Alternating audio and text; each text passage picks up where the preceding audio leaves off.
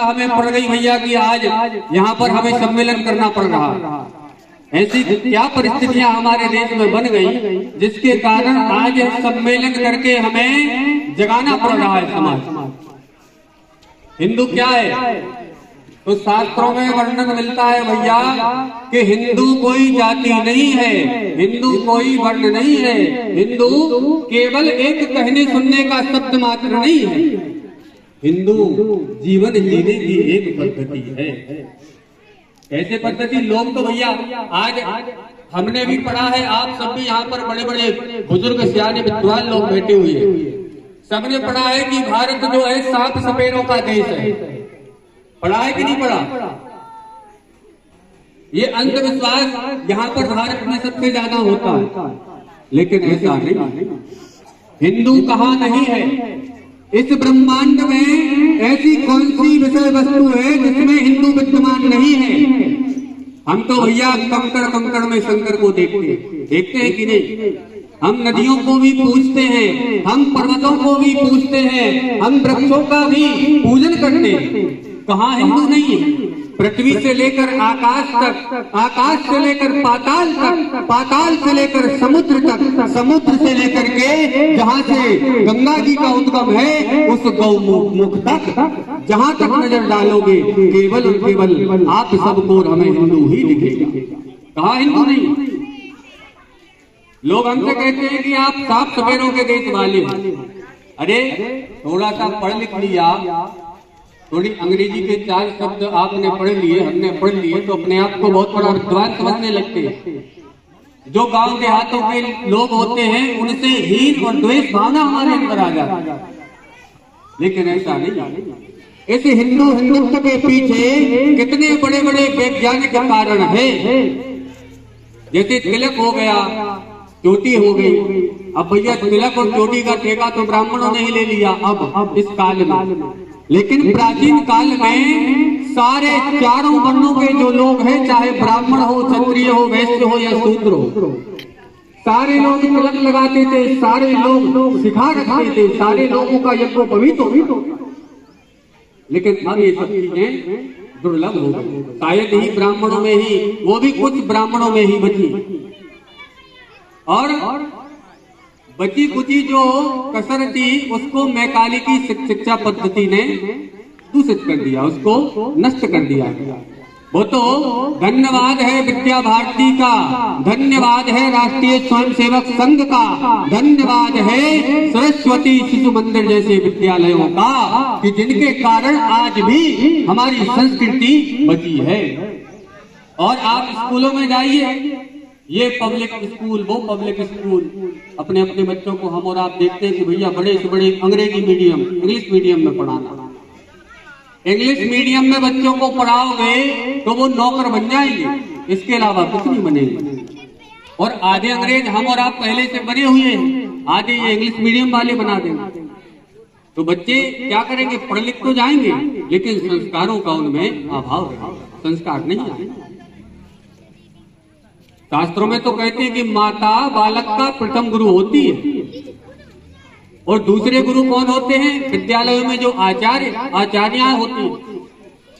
अब हम और आप अंग्रेजी के पीछे पड़े हैं, अंग्रेजी मीडियम में उनको भेज दिया, अब वहां पर कमाना खाना तो सीख लेंगे, नौकर तो बन जाएंगे, लेकिन संस्कार कहाँ से आएंगे? तो संस्कार डालने का काम सरस्वती शिशु मंदिर भी कर रहा है। कैसे कर रहा है? पहली बात तो वहां पर भैया बहनों का कॉन्सेप्ट, ये विद्यार्थी आपस में एक दूसरे को भैया बहन कर करके बुलाते हैं। और भी कई चीजें हैं। अभी बसंत पंचमी गई, तो बसंत पंचमी के दिन बढ़िया गुरु पूजन होता है, सरस्वती पूजन होता है सरस्वती शिशु मंदिर में। और जो जिन बच्चों का प्रथम वर्ष में प्रवेश होता है, उन बच्चों को शहद के साथ तुलसी की लकड़ी से उनकी जिह्वा पर गायत्री मंत्र को लिखा जाता है। ये संस्कार केवल आपको सरस्वती शिशु मंदिर में ही मिलेंगे। हम भी सरस्वती शिशु मंदिर से ही पढ़े। तो कहने का भाव यह है कि हिंदुत्व इन सब चीजों को आजकल जो है भिन्न बना रहे हैं।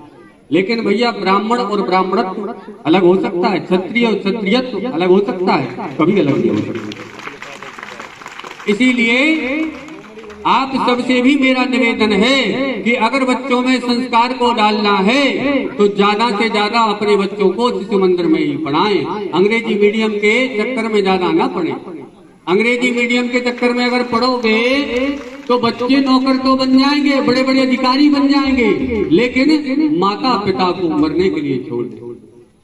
अब ऐसे कई उदाहरण आप लोग मोबाइल में देखते होंगे, समाचार पत्रों में देखते होंगे कि बड़े बड़े भैया आदमी हैं, बड़े बड़े लोग हैं, सब कुछ है, लेकिन पता चले तो बेटा बेटी कोई अमेरिका में रह रहा है, कोई भैया यूरोप में रह रहा है, माता पिता भारत में, उनको खाने की कोई पूछने वाला नहीं। ऐसी स्थिति अपने देश में ना बने, अपने परिवार में, अपने मोहल्ले में ना बने। इसीलिए सबको चाहिए कि अधिक से अधिक संख्या में अपने बच्चों को सरस्वती शिशु मंदिर में ही पढ़ाएं, क्योंकि सरस्वती शिशु मंदिर ही एकमात्र भारत में ऐसी संस्था है जो शिक्षा के साथ साथ में संस्कार भी हमें प्रदान करती है। अब भैया दूसरा विषय हमारा यह है, विराट हिंदू सम्मेलन ये करने की आवश्यकता क्यों पड़ रही है? क्योंकि हम आप सभी हिंदू सोए हुए हैं, और कैसी नींद में सोए हुए हैं? ऐसी वैसी नींद में नहीं सोए। एक समय ऐसा आता है कि कुंभकर्ण भी अपने स्वधर्म के पालन के लिए जाग जाता है, लेकिन हिंदू ऐसी निद्रा में सोया हुआ है, ऐसी नींद में सोया हुआ है कि जगाने से भी नहीं जग रहा, अभी भी नहीं जग रहा। और अभी समय है, जाग जाओ, नहीं तो हिंद महासागर में कूदने के अलावा और कोई दूसरा रास्ता नहीं बचेगा। आने वाले समय में, आने वाले 10 से 20 वर्षों के बीच में भारत में बहुत विकट परिस्थितियां बनने वाली। अपने अगल बगल के देशों में देख लो, अफगानिस्तान में देख लो, 2 साल पहले क्या हुआ, वापस तालिबान आ गया कि नहीं आ गया? भयंकर मारकाट वहां पर मची। पाकिस्तान में भी हो गया, बांग्लादेश में अभी चल ही रहा है, श्रीलंका में 1.5 साल पहले तख्ता पलट हो ही गया है। भारत में भी लोग लगे हुए हैं कि भैया ये लोग आपस में लड़े मरे, लेकिन भारत में एक तो मजबूत नेतृत्व, हमारे जो प्रधानमंत्री हैं, राष्ट्रीय स्वयंसेवक संघ है, और अनेक हिंदुवादी संगठन है जो निरंतर निस्वार्थ भाव से देश की सेवा में लगे हुए, जिस कारण से भारत में यह परिस्थितियां नहीं बन पा रही, चाहे कर भी नहीं बन पा रही और न बनेगी। इसीलिए अभी समय है कि जाग जाओ, अभी नहीं तो कभी नहीं।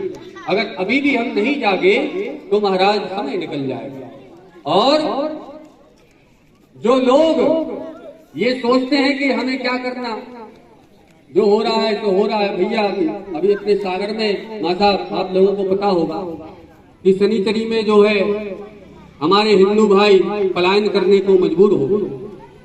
भैया ऐसी स्थिति अपने यहाँ ना आ पाए, ये मत सोचो कि वो तो सागर में हो रहा है भैया, हमारे बोर्ड हमारे खैराने में थोड़ी हो रहा है। ये हम आप आज ही सोच रहे हैं, लेकिन आने वाले 10, 20, 50 सालों में क्या पता कि अपने खैराने में भी आ जाए। सागर गोरझामर खैराना दूर नहीं।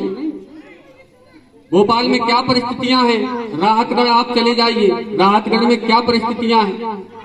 हमारा इस मंच से न हम किसी के धर्म के विरोधी, धर्म तो वैसे एक ही है सनातन धर्म, बाकी तो सब मत और मजहब है, धर्म तो एक ही है जो शाश्वत है सनातन धर्म। लेकिन हम ना किसी धर्म के विरोधी हैं, ना किसी पार्टी के विरोधी हैं, और ना ही किसी के पंथ के विरोधी। हम विरोधी किसके हैं? जो भारत माता का विरोधी है, हम उसके विरोधी। प्राचीन काल से ही देख लो, 1300 वर्षों का हमारा और आपका इतिहास है।